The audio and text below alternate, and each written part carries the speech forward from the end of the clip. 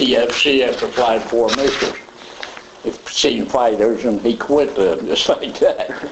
He got a DFC after? Yeah, they gave him his DFC. I had to fly 25 in order to get the DFC. Oh. And Uncle Sam O's been 65 years of that pay Minnesota. When you get that, you're supposed to get $2 a month for life. I got a year and a half of the $2. First year you got $24 after they come out, $12 the next year, and I haven't got any since. Oh, brother. At 65 years he owes me that.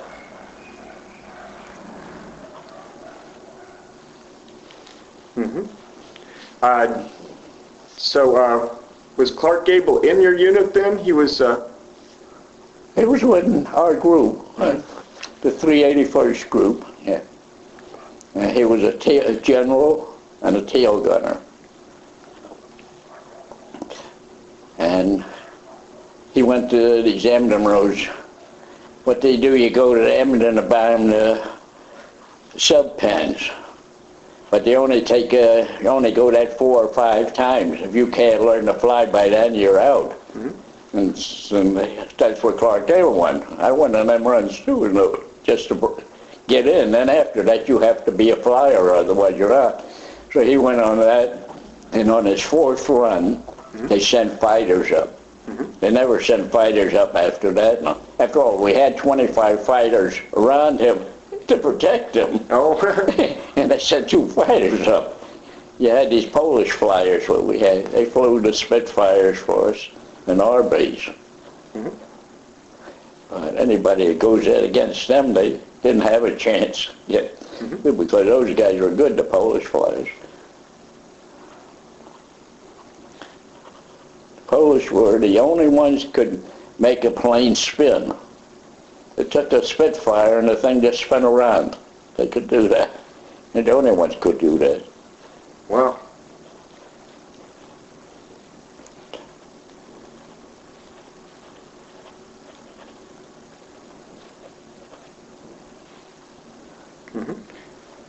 How long was Jimmy Stewart part of your crew? Well, he was on for the push. I left before he went into the push, and he did land there. They did bring him back. I don't know. We had no hopes of him doing anything like that. He wasn't any good like that, but he was a good guy. He liked being with us. That's good. But he did make it. He never got used to gliding, did he wasn't too good at the glider. Oh. See, the thing was, I had gone down just before the push. Well, get ready to make the invasion. I took this one plane we called Tinker Toy. It was a Jinx. What they did, they brought the plane over. The English bought the plane and gave it to the 381st group. It was a Hollywood plane. The plane was used in Hollywood and then sold to the English, and the English gave it to us. And then the squadron, the commander is Major Knighthood. It was a major. He named it after his niece. They call it Tinker Toy. That's where we got the name Tinker Toy. So after we initiated the plane, it was supposed to go up and we're going to make a practice mission. Just take a bunch of planes up and just circle around and come back down. And they were flying around. One plane had a live round in the gun. So rather than fire it, he released the round, let it fly through the air. It hit the tail gunner on the Tinker Toy and killed a man. We had a dead man before the plane ever seen any action. And that was a jinx. After that, any time that plane went out, they brought back a dead man. We never missed. When you get in that plane, you're a dead man. And I liked that plane. I was the only one liked it. Nobody else wanted it. But I had everything to suit me, and I liked flying that. Now, was that the plane where the pilot got shot and killed, and then the co-pilot was wounded? We were supposed to go up on Thanksgiving Day. We went up and all. Here they brought all these planes in to take over. We were going to go to Berlin. And they didn't expect anybody to come back from that. And we went over, we couldn't find Berlin. We had rain. So the thing was called off. We came back and they got rid of everybody that was brought in, they got rid of them again because we didn't need those other planes. And this one crew, their own crew, they wanted to get off the plane. They seen the colonel, they didn't want this pilot. And he tried to keep these guys on. And then I ended up to fly I was going to work as an observer on that in the middle of the plane. So I talked to the pilot and all, and this Jukes was a lieutenant. See, Ingenhead and Jukes were from a hometown, from Easton. And Jukes was a try to take care of me. He was a lieutenant. So here he came, we were getting ready to take off. He came to see me. He was all in uniform, ready to fly. He had all his papers. He showed me his papers.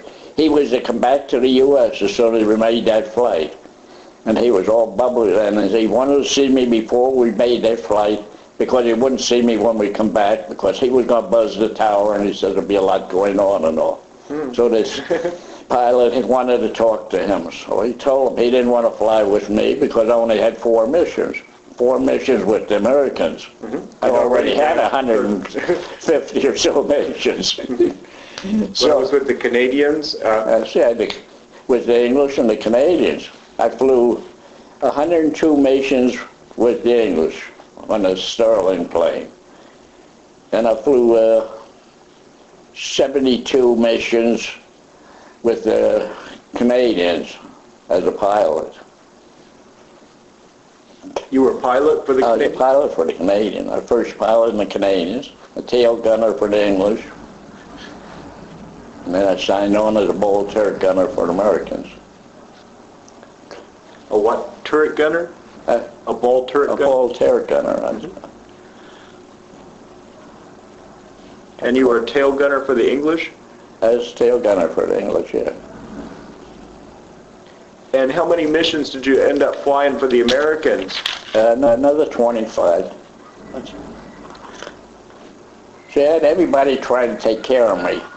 So they didn't want me to go again because if I'd go down again in France, the Germans had the right to shoot me because I evaded twice already, you know. So they were all keeping me out of going to France.